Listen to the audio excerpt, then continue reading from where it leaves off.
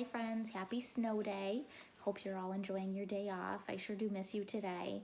Since so many of you enjoyed hearing 3 snow bears yesterday, I figured I would send you another story today. My buddy Milano here. My story is actually the perfect snow day story. It is called Blizzard. And this story is written by John Rocco, and it's actually based on a true story of a blizzard that he was in 1978. So pretty cool.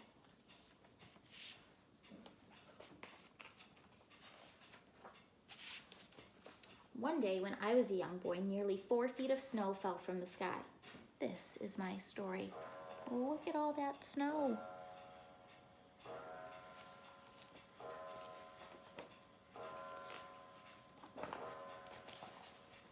The first flake fell right before recess. It was followed by many, many more. I'm going to show you these illustrations. They're great. The illustrator puts the day of the week all throughout the book so you can see how long this blizzard lasted and what happened on each day. I'm sure you know what these kids are feeling like when they started seeing the snow falling. It was probably the same way you were feeling. The wind whipped up and school closed early. This little speech bubble says, "Yay!" By the time my sister and I got home, the snow was already over our boots.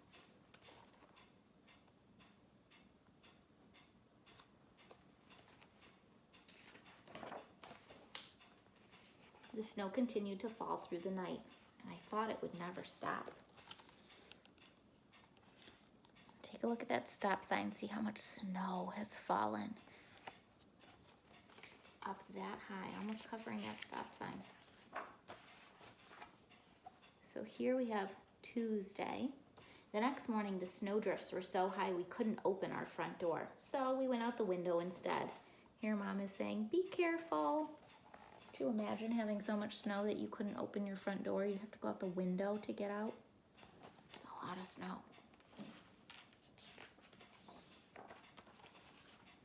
We laughed as we sank deep into the frozen powder, but walking was hard. It was like trying to move through white quicksand. Every few steps I had to stop and rest. It was even too deep for our sled. Here the dog is saying woof. He's saying oof. And here it's saying, "We need snow dogs."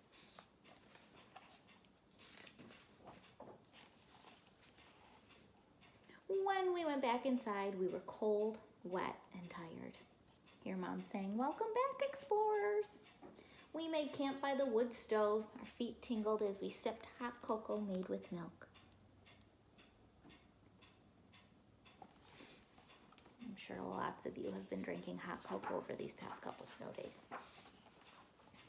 All right, so we're moving on to Wednesday. On the third day, Dad shoveled the driveway so he could get the car out when the snowplows came. We dug tunnels and secret rooms under the snow. And their little speech bubbles say, "An igloo can keep you warm in sub-zero temperatures." What's an igloo? All right, here we have Thursday. By day 4, the plows still hadn't come. I wondered if we'd ever see green grass again.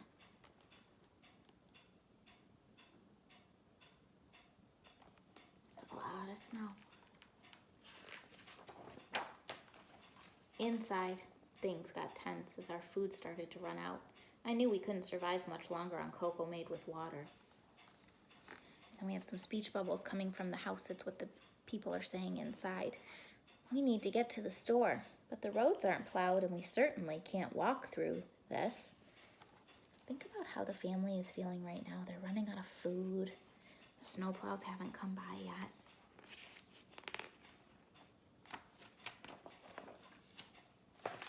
Here we have Friday.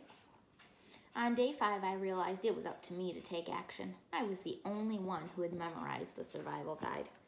I was the only one who knew what equipment was required. So he's making a plan of how he's going to head out into the snow.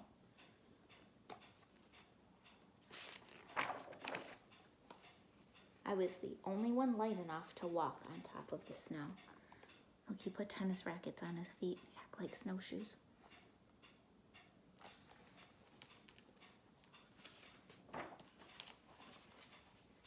On day 6, Saturday, I made a list. Milk, bread, eggs, and then he put a candy bar. I prepared the sled, and then I set off.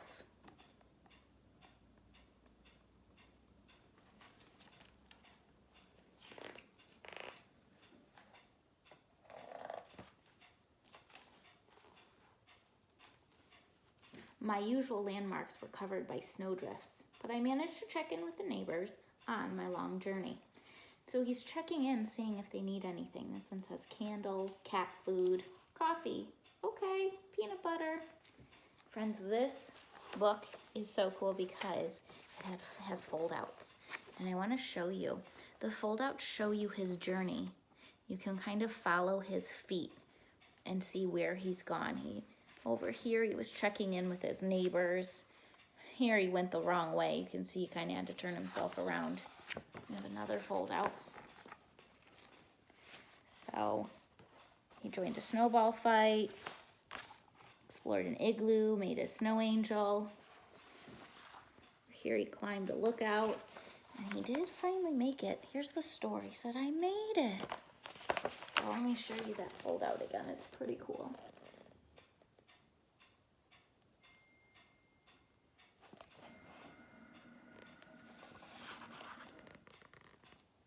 All the way to the store.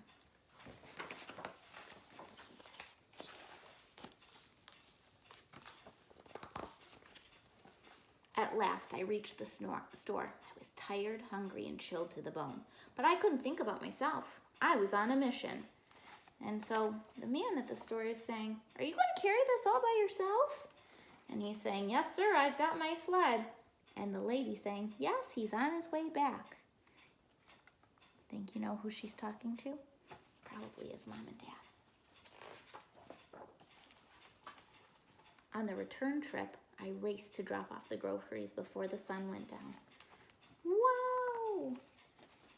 Grateful smiles and cheers gave me the energy I needed to make it back home. Meow! That must be where the cat food goes.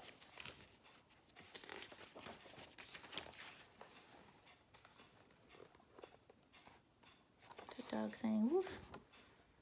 We made it back. That night, we all had hot chocolate made with milk, and it never tasted better. But there was something else we still needed. He's telling it was a perilous journey.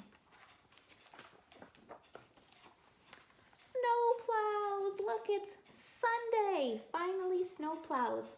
It looked as though we would see civilization after all. I guess we'll have to go back to school tomorrow. Boo. Thank heaven. I was going stir crazy.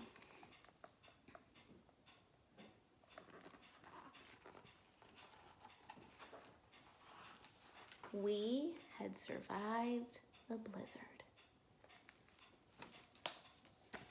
I hope you enjoyed this story today. Like I said, I really miss you guys. I hope I get to see you soon. Enjoy the rest of your snow day. Say bye, Milano. Bye.